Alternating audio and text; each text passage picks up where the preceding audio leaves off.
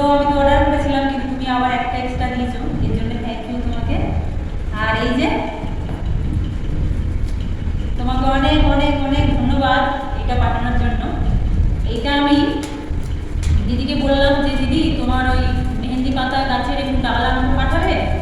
তো এই দিদির সঙ্গে বহু বছরের একটু আর কি মনের মধ্যেই চেনা জানা। দিদি এই মেহেন্দি পরে হাতে, আর আমার দেখে খুব লোভ লাগে।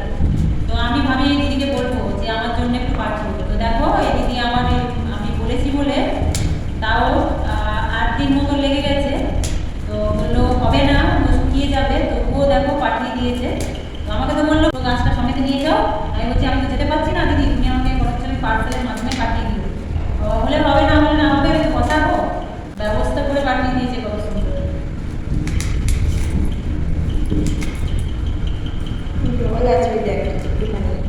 সত্যি খুব খুব খুব এই দিদি দাদা ভালো মানুষ, কি বলবো।